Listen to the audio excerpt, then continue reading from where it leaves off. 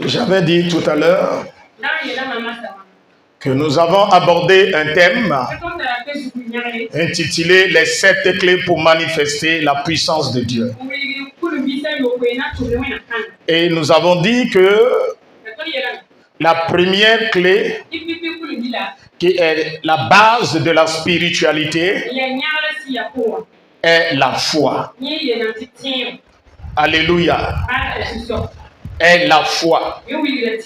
Par la foi, nous sommes nés dans le royaume de Dieu. Amen. Par la foi, on devient des enfants d'un Dieu invisible. Alléluia.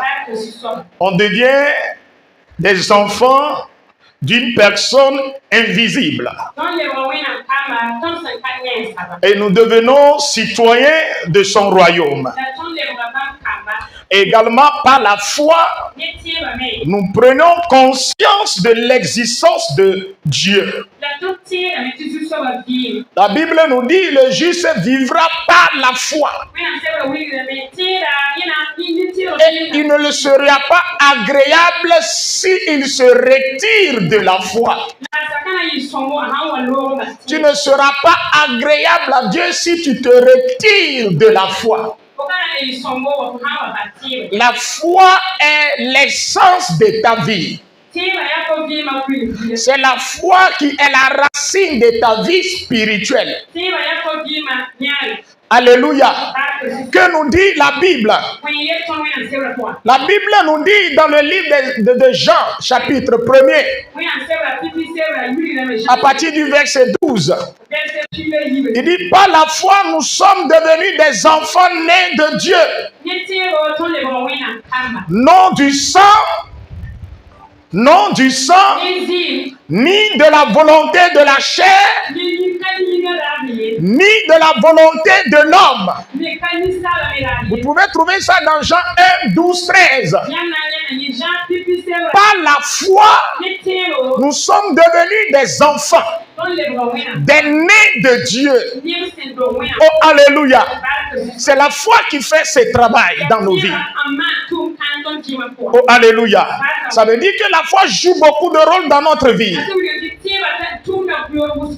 Amen. Nous rendons, par la foi, nous rendons l'invisible visible. Alléluia. C'est à cause de la foi. Nous rendons l'invisible visible. Le Dieu que le monde ne voit pas. Et par la foi, les apôtres ont révélé Christ au monde. Pierre dit au nom de Jésus, lève-toi et marche. Et les gens les ont cru à cause de la foi. Amen. Oh, amen. Daniel et ses frères ont cru en Dieu et ils ont refusé fléchir de genoux devant l'idole établie par Nebuchadnezzar.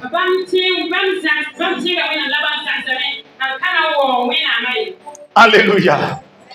Ils ont refusé. Et ils ont accepté à cause de la foi. Qu'on les jette dans la fournaise. Et cette foi a amené la 4e personne dans le feu. C'est leur foi qui a bougé Dieu, qui a obligé Dieu à envoyer la 4e personne qui est à l'image du Fils de Dieu. La Bible dit, il est à l'image du Fils de Dieu, le Fils de Dieu.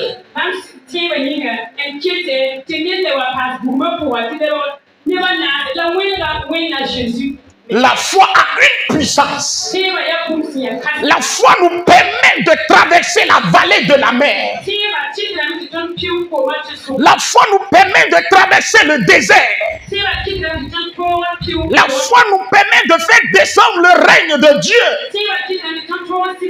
Par la foi, nous révélons la divinité, le règne du Seigneur, la présence du Christ dans cette vie. Alléluia. Oh, alléluia. Oh, alléluia. Dis à ton voisin, manifeste la puissance de la foi. La Bible dit la foi est une démonstration des choses qu'on ne voit pas. Tu ne vois pas Dieu, mais tu crois en lui et tu l'adores.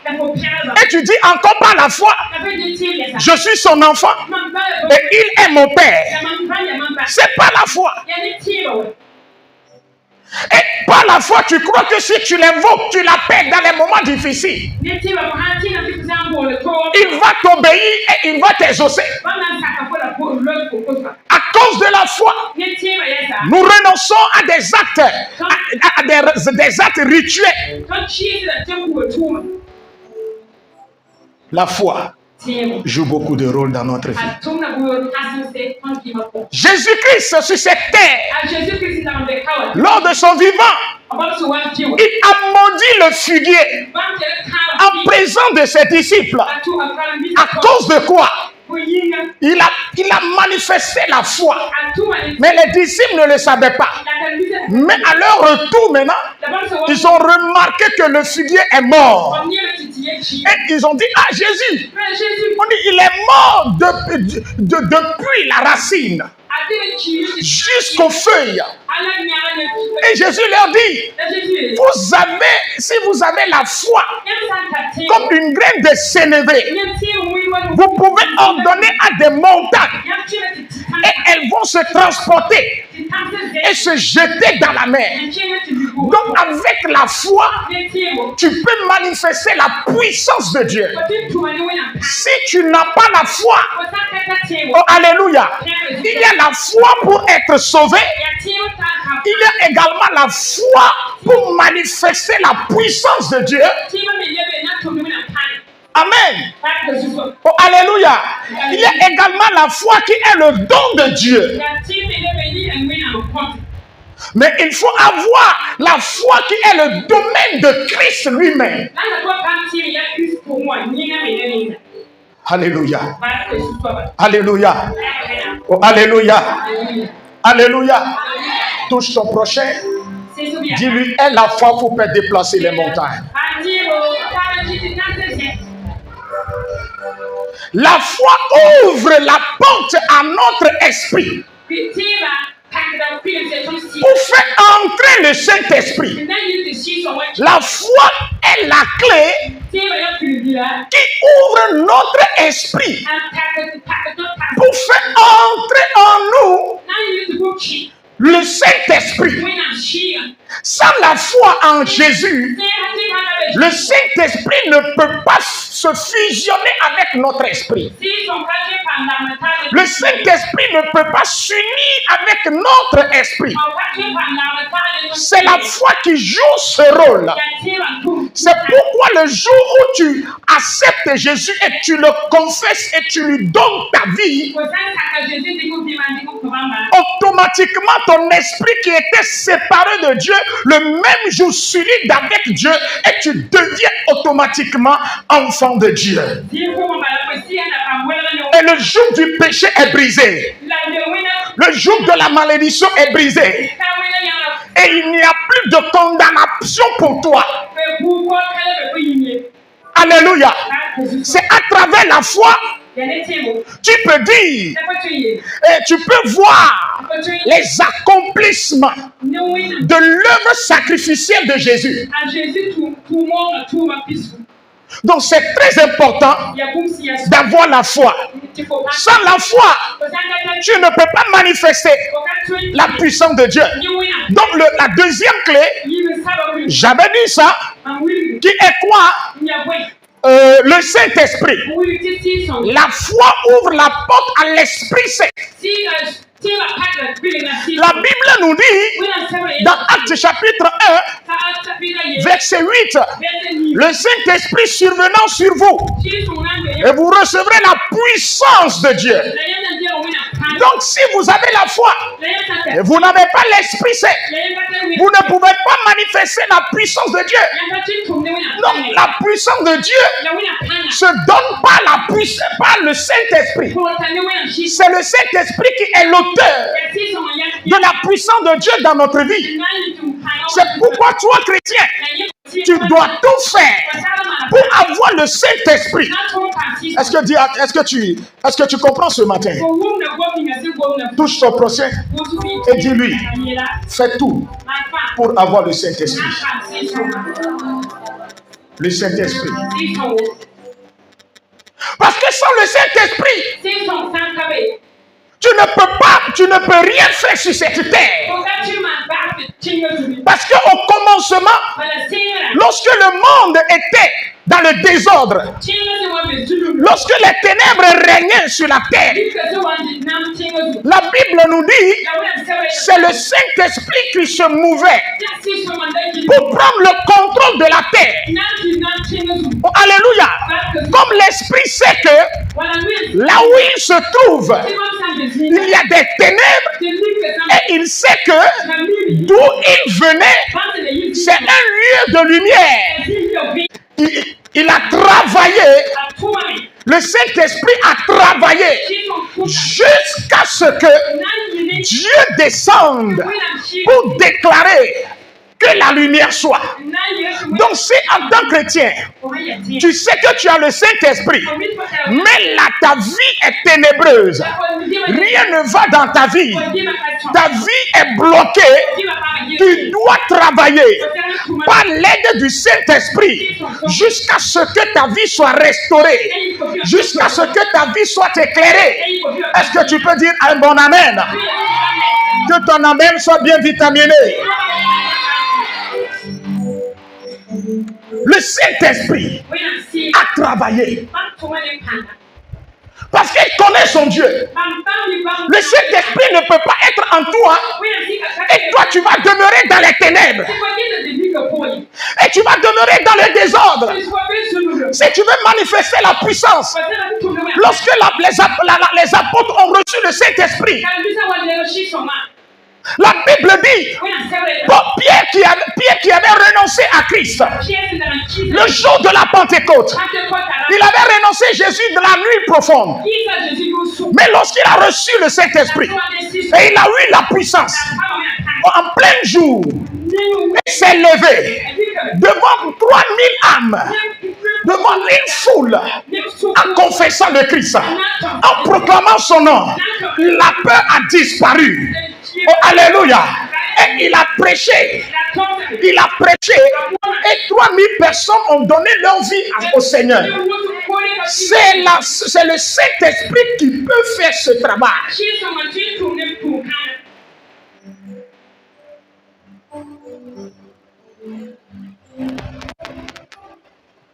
Le Saint-Esprit.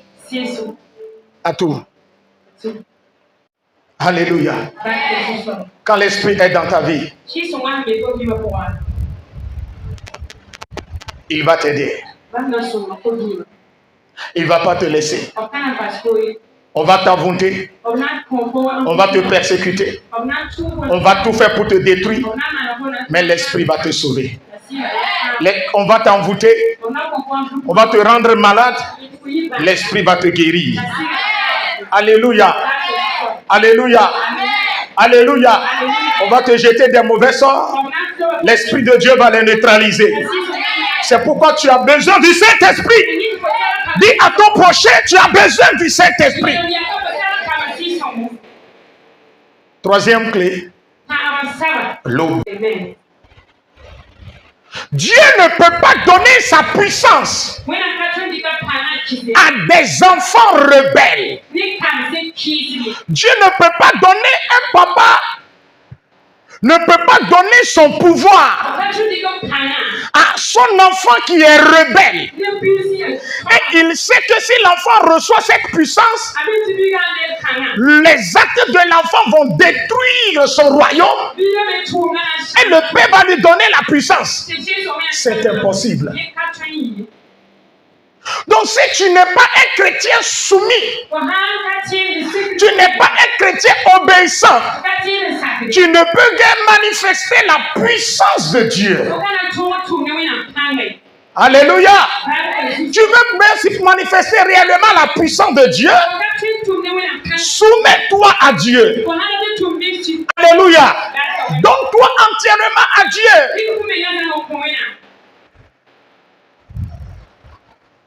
Parce que l'homme s'est séparé de Dieu à cause de la désobéissance. Et la désobéissance est un péché. Alléluia. Par définition, le péché est la désobéissance à Dieu. Les gens viennent à l'église. Ils n'obéissent pas Dieu. Ils font ce qu'ils veulent. Comment vous pouvez manifester sa puissance? Comment Dieu peut agir puissamment dans vos vies? Comment votre vie peut être restaurée? Comment vous pouvez voir la gloire de Dieu dans vos vies? Comment les portes peuvent s'ouvrir? Comment vous pouvez ordonner à des montagnes et elles vont se déplacer? Tu es arrogant. Tu viens à l'église, c'est toi qui es arrogant. Tu n'es même pas humble. Tu connais tout.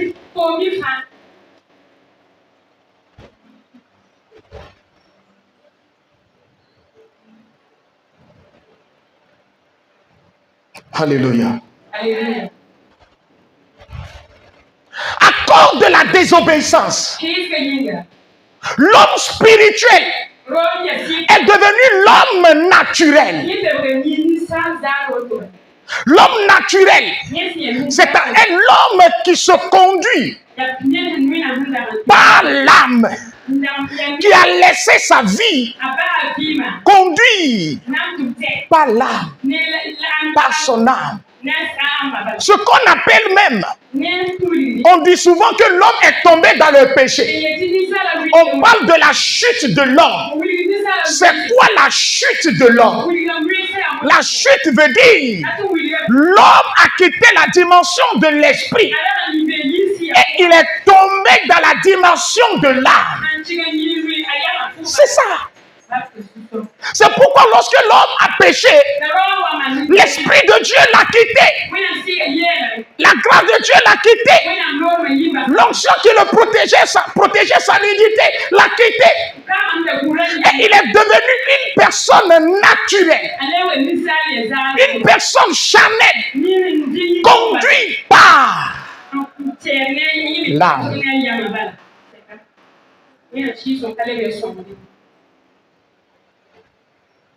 C'est la désobéissance.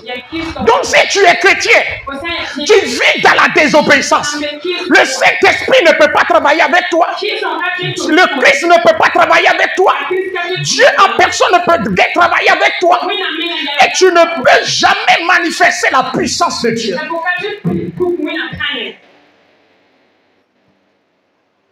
La désobéissance détruit beaucoup de choses. C'est la désobéissance qui nous a éloignés de l'arbre de vie. La désobéissance nous a privés de la vie Zoé. La vie Zoé est la vie divine. La désobéissance nous a privés de cette vie.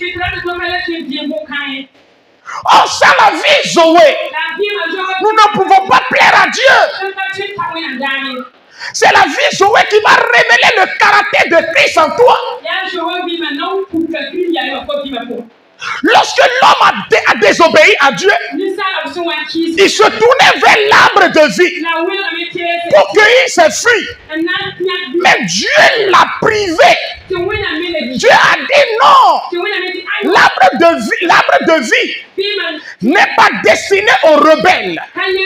L'arbre de vie n'est pas destiné aux arrogants. L'homme a choisi de vivre indépendamment de Dieu. Et Dieu l'a séparé de la vie éternelle. C'est la désobéissance. C'est pourquoi il faut tout faire pour obéir à Dieu. Touche ton prochain, dis-lui fais tout pour obéir à Dieu. Genèse 3, verset 22. On dit que Dieu a chassé Adam et Ève du jardin d'Éden. Et il a empêché de manger l'arbre de vie.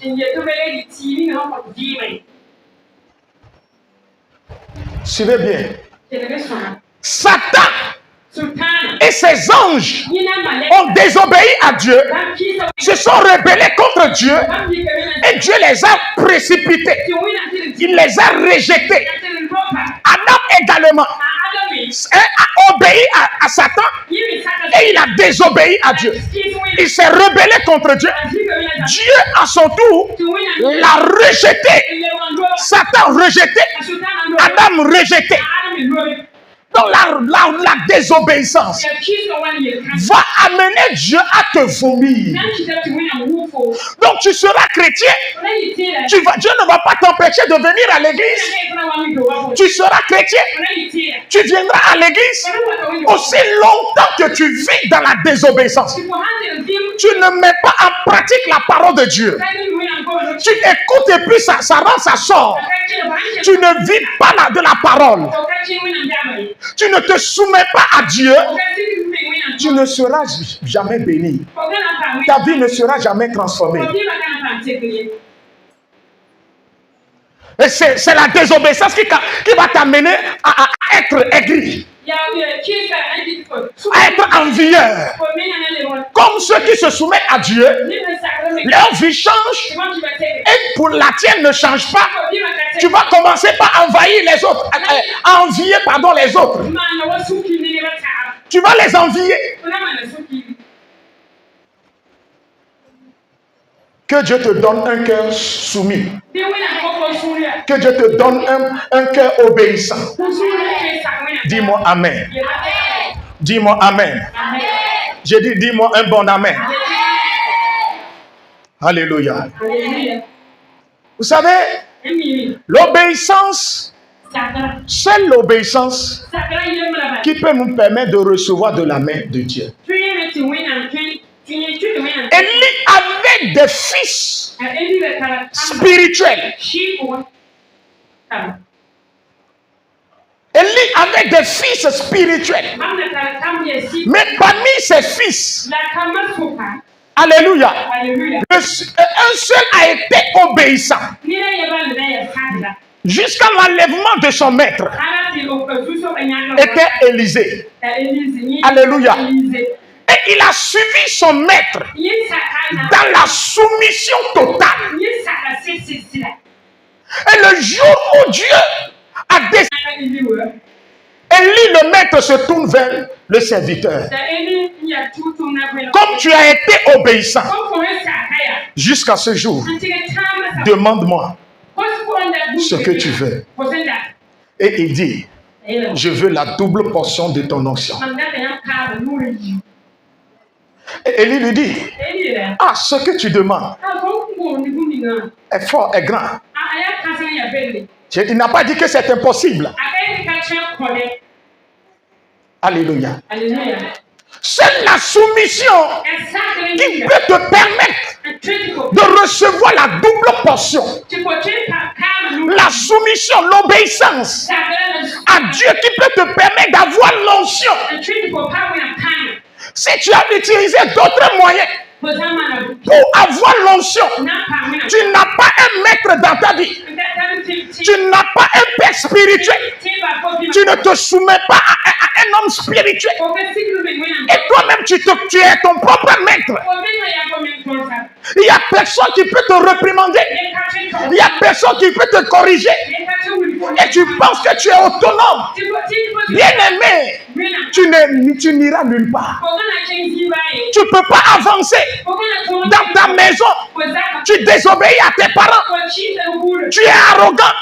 Tu es rebelle. Il n'y a personne dans la cour, dans la famille qui peut te corriger. tu vas échouer. Ta vie sera bloquée.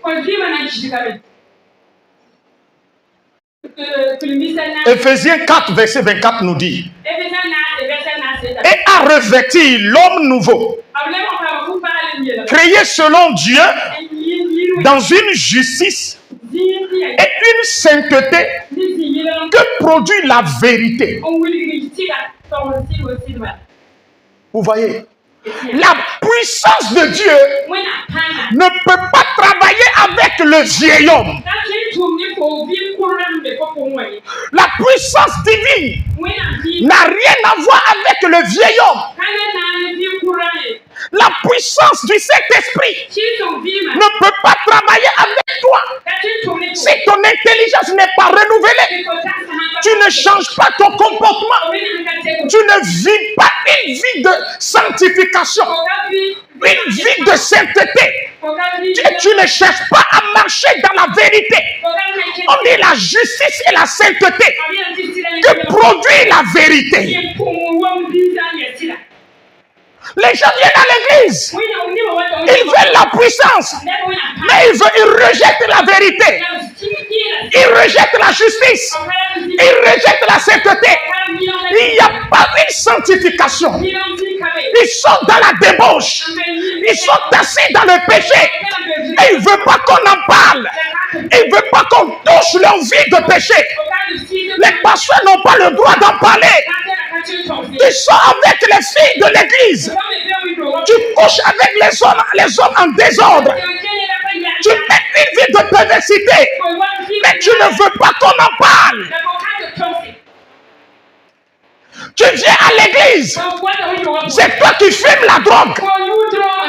C'est toi qui es alcoolique. Tu as de mauvaises compagnies. Et toi aussi tu viens à l'église. Tu dis Seigneur manifeste, tu ne vas rien faire. Parce que le Christ n'a rien à voir avec le vieil homme. Tu dois accepter, crucifier le vieil homme. Acte 2, 42. Il persévère dans l'enseignement des apôtres, dans la communion fraternelle. Alléluia. Dans le jeûne et de la prière. Vous voyez? La sainteté a une importance capitale. Si Élisée n'avait pas pratiqué la sainteté, il n'allait pas recevoir la double portion. Il a dit à son maître, maître, je veux ton manteau. Même le maître lui dit, ok, si tu me vois dans les airs, dans le tourbillon, dans la poussière, ce que tu as demandé, tu l'auras.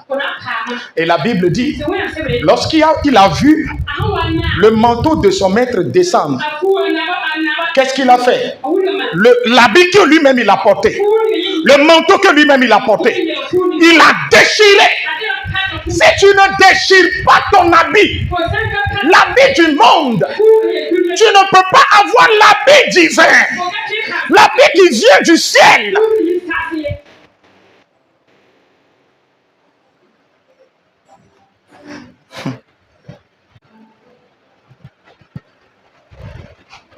Amen. Dis-moi amen. Amen. Dis-moi un bon amen. Amen. Nemedonu denuo lenyemo katandi. Nemedonu denuo. Nemedonu denuo. Nemedonu denuo lenyemo katandi. No macremo, macremo, macremo, hallelujah, no macremo, macremo, macremo, nemedo nudenu, lenyemo okatati. Nemedo nudenu Nemeno, nunenu, nemeno, nunenu, lenyemo, okatali, no mapemo, oh mapemo, alléluia, no mapemo, oh mapemo. Alléluia. Le cantique dit ici, j'espère en Dieu,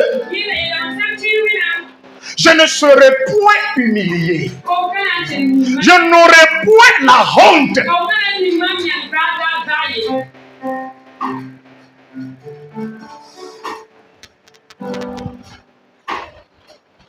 Alléluia. Oh, alléluia. Il est temps que tu manifestes la puissance de Dieu. Dis-moi amen. Amen.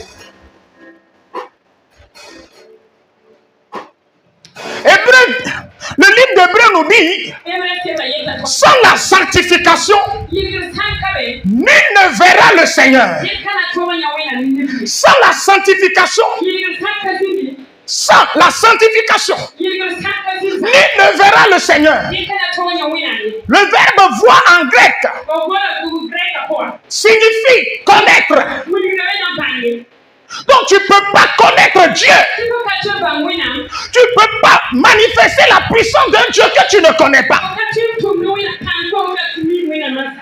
Vous voulez manifester la puissance et vous refusez de connaître Dieu. La Bible dit, mon peuple périt par manque de connaissance.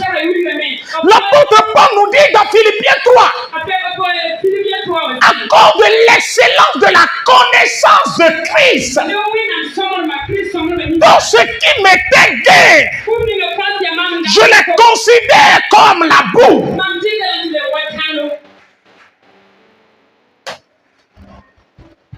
Le Saint-Esprit est en toi. Et le monde, tu apprécies aussi le monde.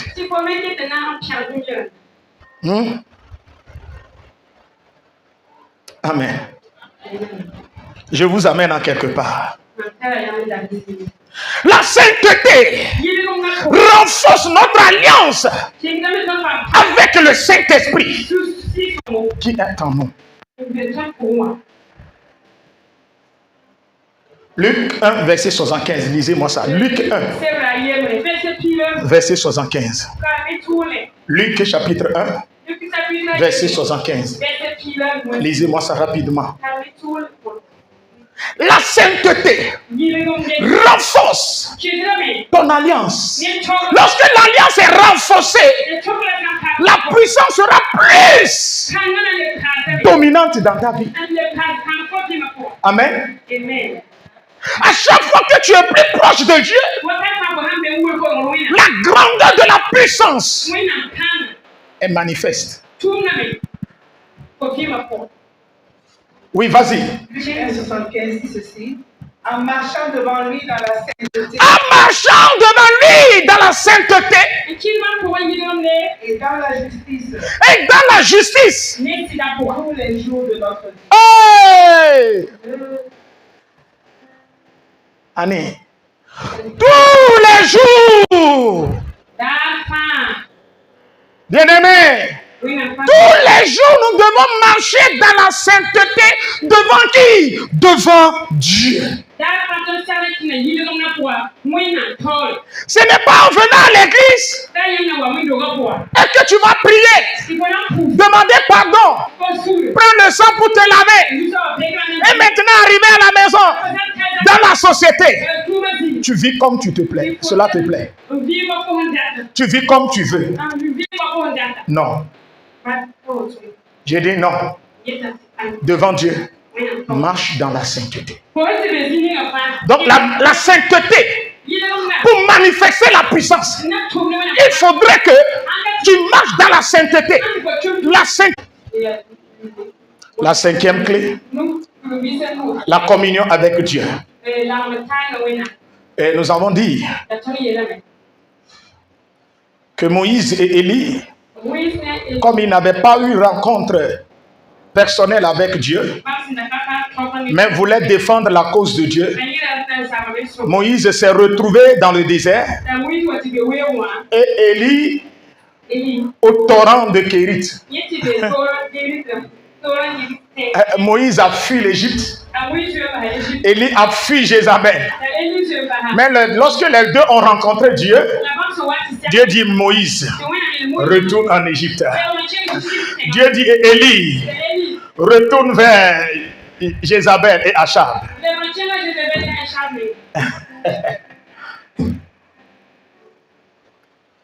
Va manifester ma puissance. Il avait l'onction, mais il n'a pas rencontré Dieu personnellement.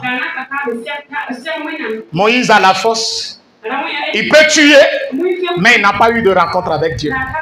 Et il a peur de Pharaon. Alléluia. Il avait eu peur de Pharaon. Mais que me dit la Bible? Que nous dit la Bible? Suivez-moi bien. Que nous dit la Bible? Le même Moïse qui a fui devant Pharaon, lorsqu'il a rencontré Dieu, il s'est retrouvé devant Pharaon et il se pointe devant lui et il lui dit, mon Dieu, notre Dieu, le Dieu de ce peuple, le peuple que tu opprimes, le peuple que tu maltraites, m'envoie vers toi. Et il me dit de le laisser aller l'adorer dans le désert. La force surnaturelle. Les gens n'ont pas d'intimité avec le Saint-Esprit. Les gens ne se retirent pas de temps en temps du regard des hommes pour se retrouver dans la présence glorieuse du Seigneur. Non. Et eux aussi veulent manifester la puissance. C'est impossible. Des fois, il se recueille. Il faut que tu te recueilles dans le lieu secret avec Dieu. Chercher la face de Dieu. Seigneur, qu'est-ce qui ne va pas? Seigneur, je vois qu'il y a des blocages dans ma vie. Seigneur, touche ma vie. Regarde mes faiblesses. Regarde mes lacunes. Mais avec ces lacunes, je ne pourrai pas aller loin avec toi. Ces lacunes vont alourdir ma marche. Seigneur, restaure ma vie. Transforme ma vie. Oh, t'es le fardeau de la chair. Oh, t'es le fardeau. Et en faisant cela, tu acquiers les caractères, les qualités divines. Et la puissance de Dieu va changer ta vie. La puissance de Dieu va te toucher. Et tu seras à l'image de Dieu. Et aucune puissance sur cette terre ne pourra te dominer, ne pourra te vaincre. Ah!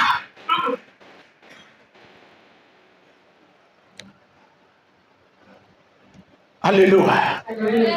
Quand tu te recueilles, tu te retires et tu te trouves dans le lieu secret avec Dieu. Suivez-moi bien. Moïse a opéré des miracles en Égypte avec son bâton. Il a séparé la mer Rouge avec le bâton. Il a fait sortir l'eau du rocher. Mais son visage ne brillait pas. Mais le jour où il a décidé de rencontrer personnellement Dieu, passer des temps, un moment long dans sa présence, 40 jours, 40 nuits, Moïse est sorti de la présence de Dieu. Lui-même, il ne savait pas que son visage brillait. Son visage brillait, rayonnait. La rencontre, la communion avec Dieu fait rayonner notre personne, révèle la divinité du Seigneur dans notre vie.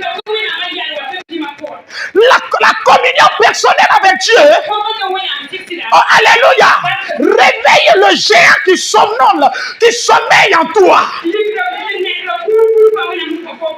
Le lion qui dort, la communion avec Dieu Va réveiller ce lion. Cette bête qui dort en toi. Gédéon ne savait pas qu'il est un géant, un combattant, un guerrier. Et par lui, le peuple sera libre. Mais lorsqu'il a rencontré l'ange de l'Éternel, il a rencontré le Seigneur. L'ange lui a dit, vaillant héros de l'Éternel. Il a commencé par bavarder. Moi là, ma famille, regardez ce qu'il disait. Ma famille est pauvre. Hein? Mais nos ennemis nous dominent et nous privent de nos bénédictions. Et l'ange lui dit, va avec ta force. Il ne savait même pas qu'il avait la force. La communion avec Dieu va réveiller la force spirituelle, surnaturelle qui dort en toi. Qui veut réveiller sa force? Sois un avec Dieu. Passe du temps avec Dieu. C'est pourquoi Jésus même, de temps en temps, il se retire et se recueille dans le lieu secret. Et il a prié. La gloire est descendue. Et les apôtres, le peuple juif attendait Élie.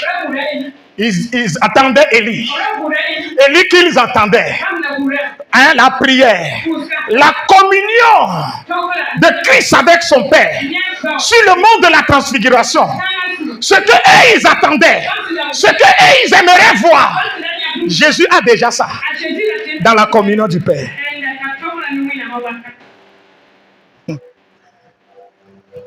Tu es en retard dans certaines choses, dans la société, dans la vie active, parce que tu n'as pas de relation sincère avec le Seigneur.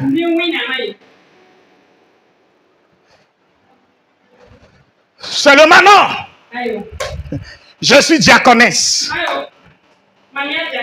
Je suis assistant. Et c'est nous qui interprétons à l'église. Hein?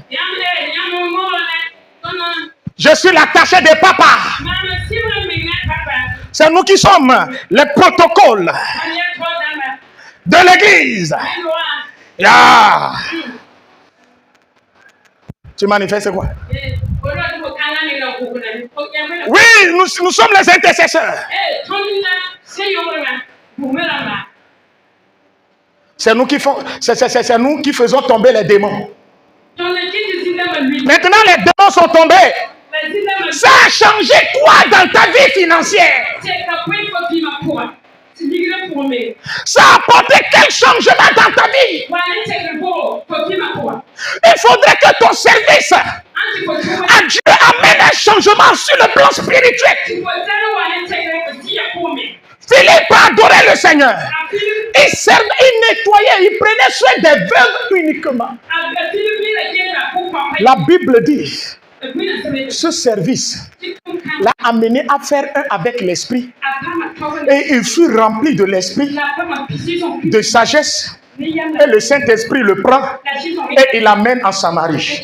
Et il a défié les charlatans. Il a défié les magiciens. Un diacre, il n'est pas apôtre.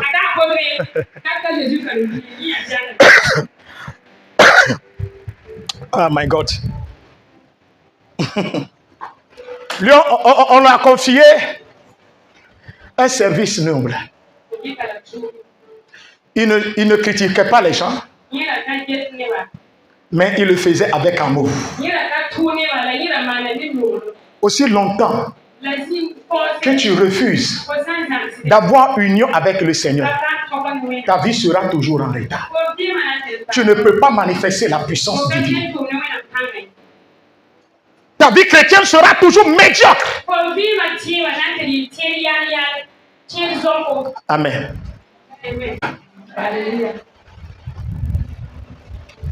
Dieu va te donner quelque chose ce matin. Dis-moi un bon amen là. Dis-moi un bon amen.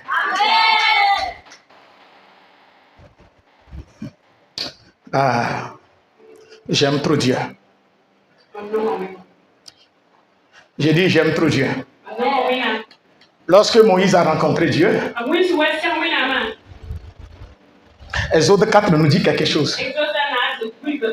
Et il a dit, Yela be. Seigneur, je veux voir Tu so ma maki ta nya. gloire. Nyam ni ma. Veut dire quoi? Atu yo. Seigneur, je veux mieux te connaître. Ma datu nam kanga nyam ni. Qui tu es? Nyam ni. Tu m'utilises. Nyam chuma ni. Mais je ne te connais pas. Ti ma pa ni nyam. Je veux mieux te connaître. Nam data nyam ban nyam snya sara. En connaissant Dieu, Ko sam ban tu connais ses principes de fonctionnement. ko nam ban na tuma nyam da tuma. Senan sin data fa. Lorsqu'il a voulu connaître le Seigneur, La sin da tu ban wina. la Bible dit, Wina sewre. c'est en ce moment, en ce jour-là, Ya wa petla kanga. Dieu a noué une alliance avec lui. Tu wina teren chima. Vous voyez, depuis là, Dieu l'utilisait, mais Dieu n'avait pas noué alliance avec Moïse. Mais le jour où il a décidé être en union, en communion personnelle, sincère avec Dieu, Dieu a noué une alliance avec lui. Quelle est ton alliance avec Dieu? Tu veux manifester la puissance. Quelle est l'alliance que Dieu a nouée avec ton foyer? Quelle est l'alliance que Dieu a nouée avec ton travail? Amen. Quelle est cette alliance? Hein? Cette alliance-là, quelle est sa nature? Oh my God. Oh my God. Et Dieu dit à Moïse, comme tu as décidé, comme tu as choisi de me voir, me voici. Dieu le fait passer dans un creux, dans un rocher, le creux du rocher, qui est le Christ. De notre intimité avec Dieu détermine la grandeur de la puissance divine dans notre vie. C'est pourquoi Jésus, à chaque fois, il est plus proche du Père. Il est plus proche du Père. Il sait qu'il est Dieu. Il sait qu'il a tout. Mais il est plus proche du Père. Il ne fait rien sans le Père. Mais toi, là, aujourd'hui, toi-même, tu te lèves. Tu fais tout ce qui te plaît. Tu ne demandes même pas l'avis de quelqu'un. Tu ne demandes même pas l'avis de ton père spirituel. Tu ne demandes même pas l'avis de Dieu. Tu fais ta volonté. Quand il y a des blocages maintenant, c'est là que tu te rappelles de Dieu. C'est là que tu te rappelles de l'homme de Dieu. Hein, le serpent t'a déjà mordu. Et le venin coule déjà dans tes veines. Et le dernier point, 6e point, le jeûne. Et nous allons terminer le vendredi. Le mardi, nous allons voir cela. Le dernier point. Le jeûne. Luc 4, 13, 27, 13 à 14. Luc 4, verset 13 à 14. Luc 4, verset 13 à 14. Après l'avoir tenté de toutes ses manières, le diable s'éloigna de lui jusqu'à un moment favorable. Jésus, revêtu de la puissance de l'Esprit, retourna en Galilée et sa renommée se répandit dans tout le pays d'alentour. Amen. Amen. C'est le pasteur Marcelo qui a dit, jeûner, c'est fermer sa bouche et ouvrir son esprit. Amen. Il dit jeûner, c'est fermer sa bouche et ouvrir son esprit.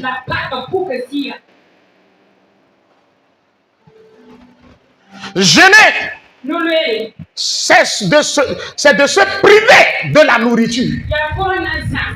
Donc il y a le jeûne d'Esther, le jeûne de Daniel, le jeûne à sec, où tu ne manges rien, tu ne bois rien, tu te douches même pas. Le jeûne d'Esther et de Daniel. Mais il y a aussi le jeûne à eau, où tu ne fais que boire de l'eau. Mais il y a aussi le jeûne au sens large, de se priver de la nourriture, de se priver des choses qu'on aime. Tu as les choses au frigo, tu as tout. Mais à cause de la foi, tu te prives de ce que tu es. Et pour être avec un Dieu invisible. Donc, le jeûne fait grandir notre foi. Amen. Mais l'erreur que beaucoup de chrétiens commettent est qu'ils jeûnent sans Christ.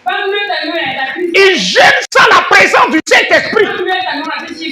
Vous allez voir, avant que Moïse ne passe 40 jours, 40 nuits, sans manger du pain, ni boire, et sur la montagne de Sinaï, c'est le Seigneur qui lui a dit de monter. C'est le Seigneur qui lui a dit de jeûner. Lorsque Jésus-Christ,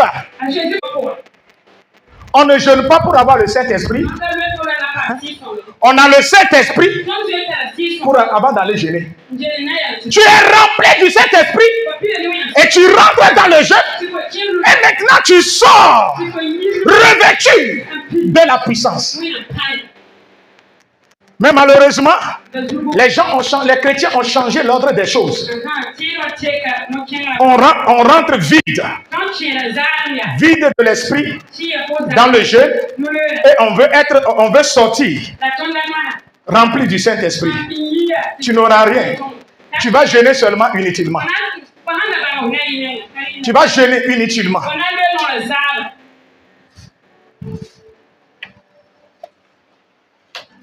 Amen. Il faut d'abord être rempli du Saint-Esprit et que l'Esprit t'ordonne d'aller jeûner. Donc si c'est lui-même qui te dit de faire un jeûne long, un jeûne court, obéis, cela va faire grandir ta foi dans la prière parce que tu t'es exercé déjà. Vous jeûnez sans Christ. Vous jeûnez sans l'Esprit.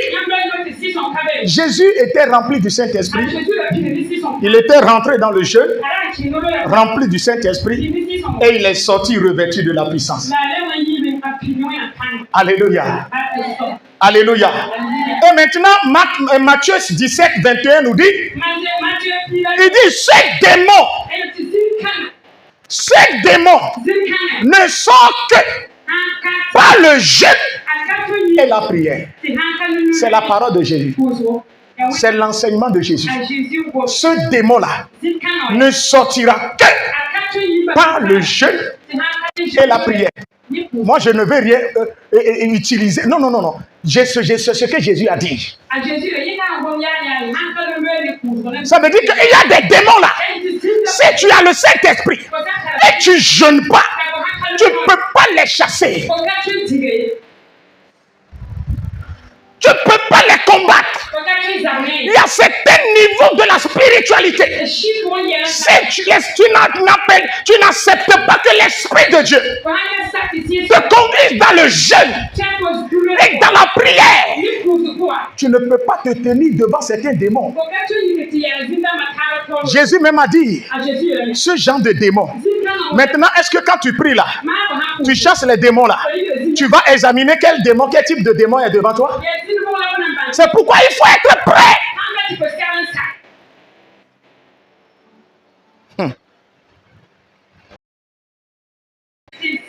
Le jeûne va vous faire grandir en esprit. Écoutez-moi bien. C'est le jeûne qui va amener le revêtement spirituel. Jésus a le Saint-Esprit. Mais la Bible dit, lorsqu'il a passé 40 jours, 40 nuits, c'est en ce moment le revêtement de l'Esprit est venu. Le revêtement de la puissance est venu. Qui t'a dit de jeûner?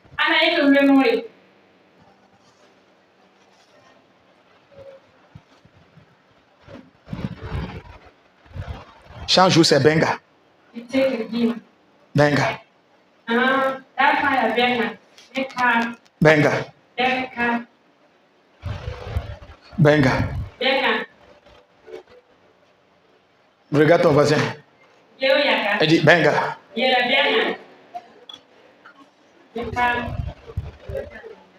Le jeûne nous fait connecter à l'invisible. Pour nous priver du visible. Le jeûne, je suis en train de citer le pasteur Marcelo. Il dit, le jeûne nous fait connecter à l'invisible et nous fait priver du visible. Donc du moment où tu passes du temps dans l'invisible, tu deviendras surnaturel. Tu deviendras une personne spirituelle, fort en esprit. C'est là que tu seras conduit par l'esprit. Que Dieu vous bénisse ce matin. Je dis que le Seigneur vous bénisse ce matin.